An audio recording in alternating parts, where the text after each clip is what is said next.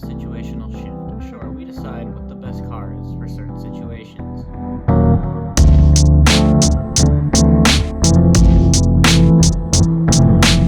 Today's situation is drifting, and the car that I personally think is the best drift car is a Corvette.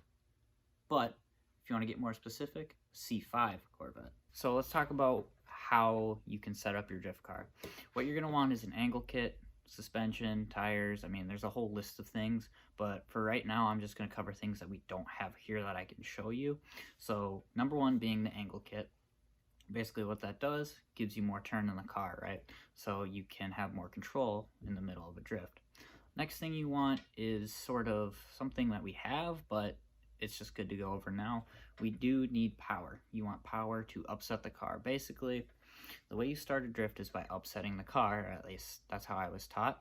There's a couple methods to it. You could clutch kick, you could use the e-brake, or you could just do an inertia is what it's called. Basically, that's just you go left and then right into your corner. That's just how I was taught to do that.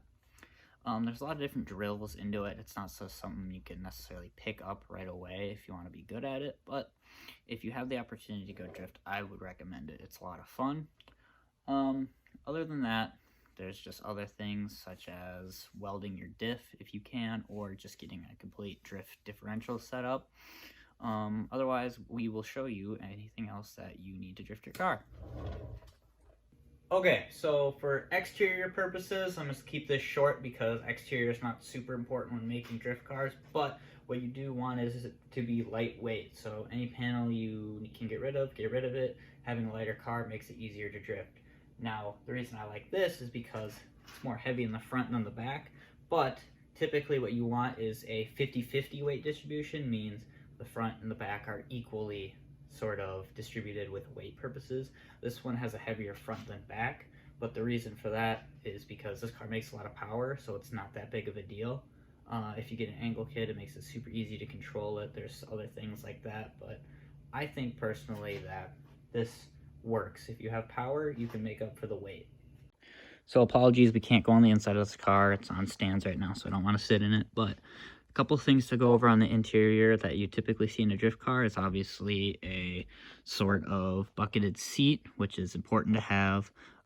There is options for a hydraulic e-brake. Basically, it's just a lever you pull and it'll lock up the tires. It's really handy to have when building a drift car. Sometimes more professionally, you'll see a sequential shifter. Rather than having to actually put the car into gear, you just push a lever forwards or back, and that puts it into gears, which I think would be really nice to have, but they are very expensive, which is why you see them more professional than like if you were to have just a weekend drift car. Another thing to note is that the steering wheel, a lot of people have detachable ones. Personally, I mean, it depends if you can get in and out of your car comfortably, right? So if you need a detachable steering wheel, you can do that off. Honestly, they look cool, but I think the stock one does for now. And a lot of times on the interior, it'll be mostly stripped down, so you'll see that this one right now actually currently doesn't have any door panels on it.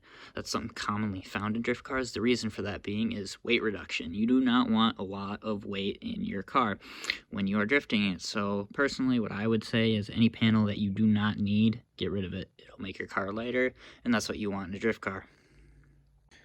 So a reason we picked the Corvette was for the LS engine. This is a 5.7 liter V8. Known as an LS, but it's got plenty of power without having to give it a turbo or anything like that. And what you want is power when you are building a drift car, so that's why the Corvette is such a perfect option. It does not need a lot to make it a drift car. Alright, something that's actually very important when you are going to drift a car is to have proper seats. Typically, when you have a seat, you do want a harness, so you want to harness yourself into the seat. You want it nice and bucketed so you don't slide around, and you want to make sure it's secure. So typically what you'll see a lot of is people just put one seat in there, like they leave the passenger seat stock and they put their own seat for the driver, something kind of similar to this. So you obviously want it to keep you in place because it's really hard to control a car if you're sliding around all over the place. The most important thing about drifting, arguably, is tires. you want tires that'll slide but grip at the same time, right? So there are more professional sort of drift tire compounds, but if you find a nice set of wheels that are cheap and they slide and grip at the same time, you can use them. But what you do have to be aware of with tires is that they go bad very quickly. So there's a term called hot lapping, where when you're on the track, you just go around the track constantly and you get back right back in line and you go right again. You don't give your tires time to cool down. What that'll lead to is your tread will go, it's just gone, and you'll tear the tire apart. So if possible, avoid hot lapping, but if you have tires that you don't care about, it's not really a problem. So you want a good suspension in your car when you're going to drift it.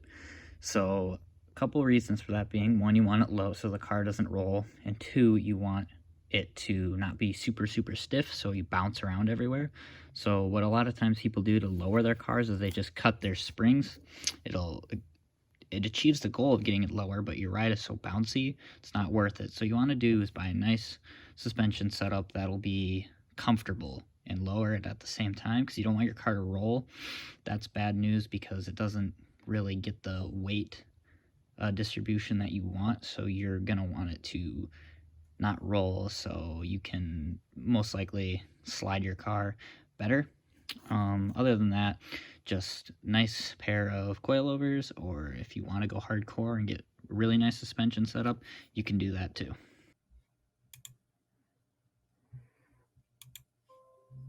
All right, so we're going to be breaking down this spec chart here. So obviously I got this from Ultimate Specs. It is a great website to see the specs of any car.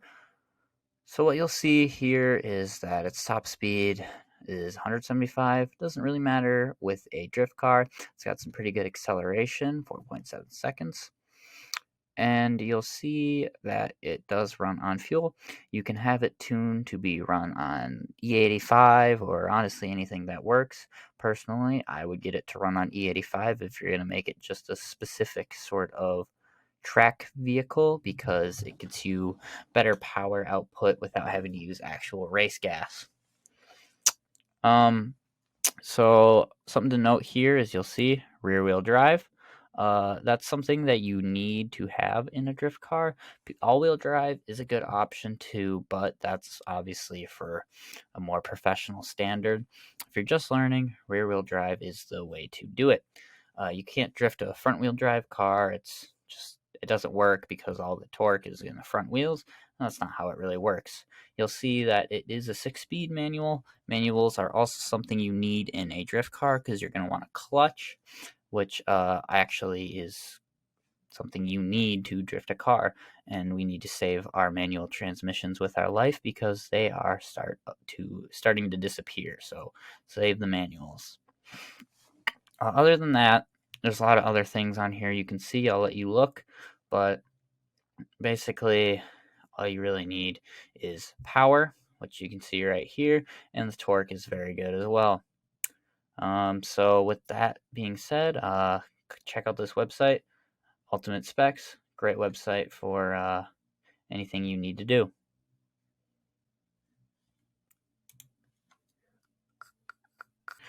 All right, so we're going to be breaking down this clip I have of me drifting. This was around when I first started, so this is a couple of years ago.